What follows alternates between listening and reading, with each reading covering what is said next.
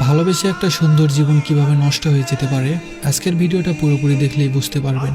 আমার নাম সামিয়া, আমার বাসায় লক্ষ্মীপুর কমলনগর। আমি 2024 সালে এসএসসি পরীক্ষার্থী ছিলাম, কিন্তু ভাগ্যের নির্মম পরিহাসে আমি দুইটা পরীক্ষা দিতে পারিনি। আমরা দুই বোন দুই ভাই, আমি পরিবারের বড় মেয়ে। সমাজে আমার বাবার অবস্থা অনেক ভালো ছিল, আমরা যৌথ পরিবারের ছিলাম, সবাই একসাথেই থাকতাম। কিন্তু পারিবারিক কিছু সমস্যার জন্য আমার বাবা আমাদের নিয়ে আলাদা হয়ে যায়। আমার বাবা আমাকে রাজকন্যার মতো বড় করেছে। আমার বাবা আমাকে অনেক ভালোবাসে, নিজে খাইয়ে দিত আমাকে। সময়টা ছিল 2022 সাল। আমি তখন এসএসসি পরীক্ষা দিব, কিন্তু আমার কোনো মোবাইল ফোন ছিল না।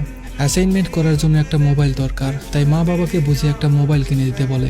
বাবা বলে যদি পড়াশোনার জন্য মোবাইল দরকার হয় তাহলে পড়াশোনা বন্ধ, কারণ মোবাইল দিয়ে পড়ালেখা হবে না, আমার মেয়ে খারাপ হয়ে যাবে। মা বাবাকে অনেক বুঝিয়ে বলে, তাই বাবা একটা মোবাইল কিনে আনে। আমি এর আগে কখনো মোবাইল ধরিনি। আমি খুব সাধারণ একটা মেয়ে, আমার কোনো ছেলে ফ্রেন্ড নেই, শুধু 2-3টা মেয়ে ফ্রেন্ড আছে।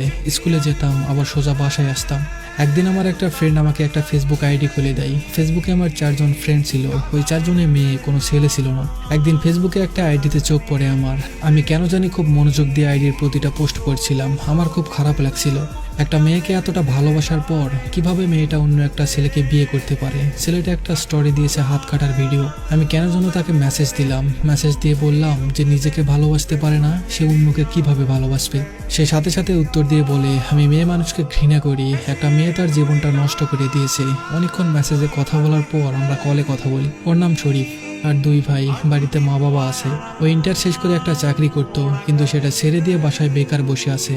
আর ওর ছোট ভাই একটা চাকরি করে। ও মেয়েটাকে অনেক ভালোবাসতো। ওর কথাগুলো শুনে ওর প্রতি একটু মায়া লাগলো আমার। ও সেই মেয়ের পিছনে অনেক টাকা নষ্ট করেছে। ওর থেকে সব কিছু শুনে নিজে থেকে তাকে আর কিছু বলিনি আমি। এরপর থেকে মাঝে মাঝে আমাদের কথা হতো। তখন আমার এসএসসি পরীক্ষা শুরু হবে। বাসায় আম্মুকে কাজে সাহায্য করতাম আর পড়াশোনা করতাম, অনলাইনে যেতাম না। তবে মাঝে মাঝে ফেসবুকে গেলে শরীফের আইডি দেখতাম। তার অনেক ফ্রেন্ড ছিল, প্রায় 2000-এর মতো। আর আমার মাত্র 5জন, একজন ছেলে, সেটা শরীফ। ও বলেছে ও আর সম্পর্কে জড়াবে না, তাই আমি তাকে আর বেশি কিছু বলতাম না। তবে আমি ভাবতাম ওকে ভালোবাসবো, নতুন করে বাঁচতে শিখাবো, কিন্তু সে সুযোগ দিল না। আমার আর কিছু করার নেই। তবুও আমি ওর সাথে কথা বলতাম, অনেক বোঝাতাম।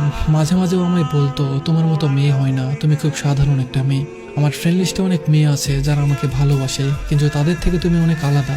2022 সালের দিকে আমি কলেজে ভর্তি হওয়ার জন্য আবেদন করব। তখন শরীফ আমাকে কল দেয় আর বলে সে আমাকে নাকি ভালোবাসে। আমার সাথে কথা বলে নাকি সে শান্তি পায়। আমার মতো করে কেউ তাকে বোঝে না। সে চায় আমি যেন তাকে ভালোবাসি, আর আমি তার কথা শুনে রাজি হয়ে যাই। 2023 সালের জানুয়ারি মাস থেকে আমাদের ভালোবাসাটা শুরু হয়। শরীফ আমার জীবনের প্রথম প্রেম। ওর সাথে সবসময় লুকিয়ে লুকিয়ে কথা বলতাম। যেহেতু আমাদের লং ডিস্টেন্স, তাই সবসময় ওর সাথে কথা বলতাম। খুব সুন্দরভাবেই দিন কেটে যাচ্ছিল।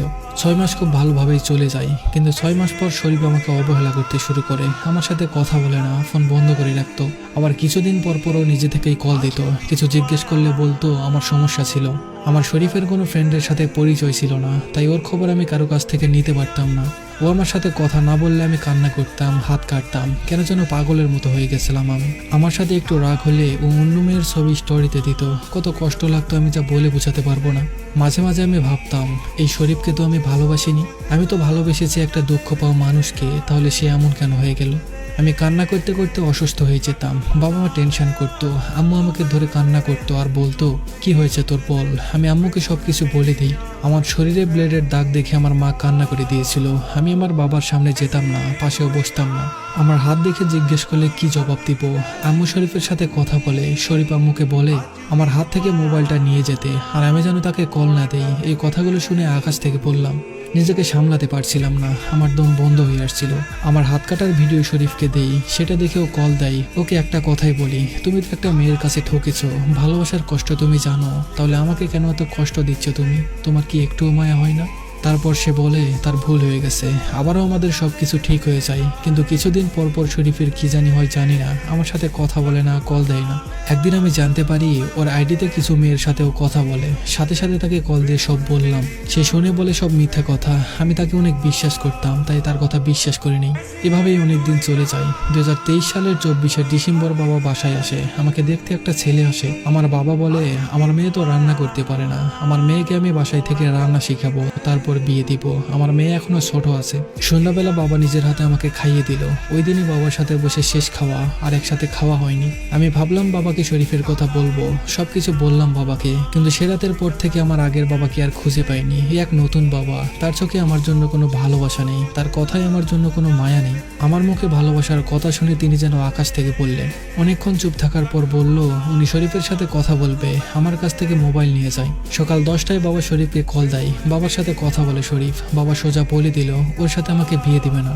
কথাটা শুনেই আমার চোখ দিয়ে অটোমেটিক পানি পড়ে যাচ্ছিল। তারপর থেকে বাবা আর আমাকে মোবাইল ধরতে দেয় না। বাবা বাসায় না থাকলে আমি চুরি করে মোবাইল নিয়ে শরীফের সাথে কথা বলতাম। এভাবেই চলছিল। 2024 সালের জানুয়ারি মাসে বাবা আমাকে মোবাইল দিয়ে বলে শরীফকে ব্লক করে দিতে। আমি এটা কখনোই করতে পারবো না। তারপর বাবা বলে হয় শরীফকে বেছে নাও, নাইলে আমাকে বেছে নাও। আমি শরীফকে বেছে নিলাম। বাবা বলল তার ঘর থেকে বের হয়ে যেতে। মা আমাকে পাঠিয়ে দেয় আন্টির বাসায়। আমি শরীফকে সবকিছু বললাম। শরীফ আমাকে বলে তার 6 মাস সময় লাগবে, একটা চাকরি পেলে আমাকে নিয়ে যাবে। বললাম কোনো মতে একটা চাকরি জোগাড় করো, বেতন বেশি লাগবে না। এদিকে বাবা আবার ঢাকায় চলে যায়। মা আমাকে বাসায় নিয়ে আসে। মা আমার সাথে কথা বলে না, খেতেও ডাকে না। বাবা বলেছে আমাকে তাড়াতাড়ি বিয়ে দিয়ে দিবে। আমাকে আবারও দেখতে আসে, কিন্তু আমি বিয়ে করব না। আবারও হাত কাটলাম। এদিকে শরীফও আমার সাথে কথা বলতে চায় না, অবহেলা করে। আশেপাশের সব আত্মীয় স্বজনরা আমাদের কথা জেনে যায়। রোজার ঈদ চলে আসে, সবার কেনাকাটা করলো, কিন্তু আমার জন্য কিছুই কিনেনি। বাবা বলেছে বাবা যতদিন বাসায় থাকবে আমি যেন বাবার সামনে না আসি। সারাদিন রুমে বসে থাকতাম আর কান্না করতাম। ঈদ শেষে বাবা আবার চলে যায়। আমার মা আমাকে এতটাই মেরেছিল যা হয়তো কেউ ভাবতেও পারবে না।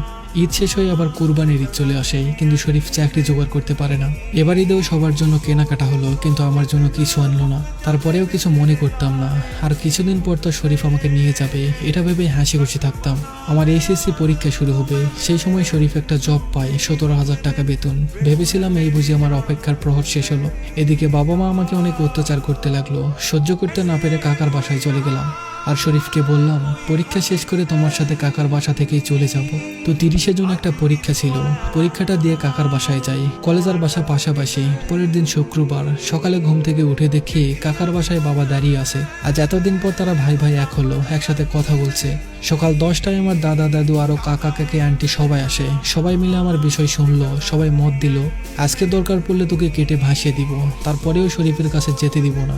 আমি সবার পায়ে ধরলাম আমাকে যেন শরীফের কাছ থেকে আলাদা না করে। কাকাকে বুঝিয়ে বললাম, কাকা বলল শরীফের সাথে কথা বলবে। পরে কাকা আর বাবা বুদ্ধি করে আমার কাছ থেকে মোবাইল নিয়ে যায়। আমাকে আর পরীক্ষা দিতে দেয় না।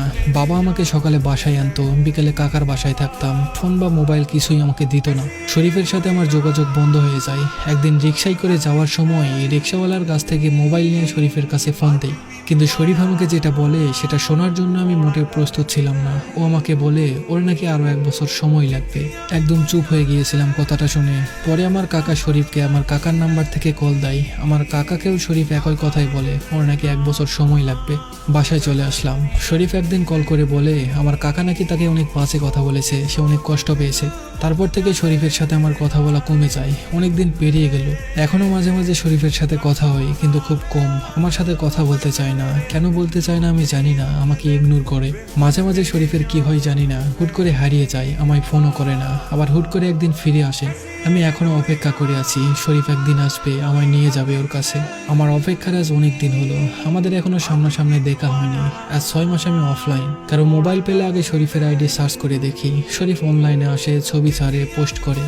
সে পোস্টে অন্য মেয়েরা কমেন্টও করে, সে কমেন্টের উত্তর আবার শরীফ দেয়, আমি সব দেখি। আজ অনেকদিন আমার আর আমার বাবার সাথে দেখা নাই, কথা নাই। আমি মারা গেলে হয়তো আমার বাবা আমার জানাজাও পড়তে আসবে না।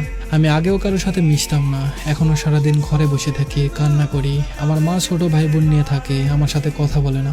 বাবাও বাসায় আসে না, আর আসলে বলে আমি বাসা থেকে যেন চলে যাই। কিন্তু আমি কই যাব, কার বাসায় যাব? আমার যে যাওয়ার জায়গা নাই। আমি তার শূন্য পকেটে পাশে ছিলাম, এখনো থাকতে রাজি আছি। সে আমাকে বোঝেনি, আমার কোনো চাহিদা ছিল না, শুধু তার সাথে থাকতে চেয়েছিলাম। সে চাইলেই পারতো আমার স্বপ্নগুলো পূরণ করতে, আমাকে বিয়ে করতে, কিন্তু সে করেনি। তার প্রতি আমার অনেক অভিযোগ আছে, কেন সে আমার সাথে এমনটা করলো। ওর জন্য নিজের পরিবার হারালাম, পরিবারের মানুষদের ভালোবাসা হারালাম। কি ছিল না আমার, সব ছিল। বাবার যথেষ্ট টাকা ছিল, চাইলেই ভালো ঘরে বিয়ে হয়ে যেতে পারতাম।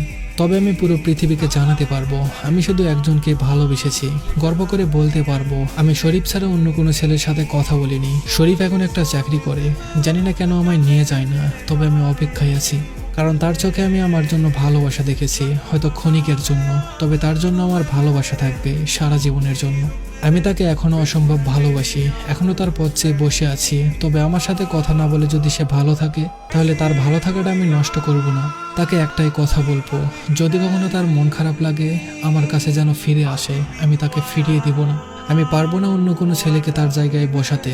তাকে একটাই কথা বলতে চাই, ভালো তো তুমিও বাসছো, তাহলে ছেড়ে কেন যাচ্ছ? আমি কথা দিয়েছিলাম সারা জীবন পাশে থাকবো, আমি আছি, তুমিও প্লিজ কথা রেখো।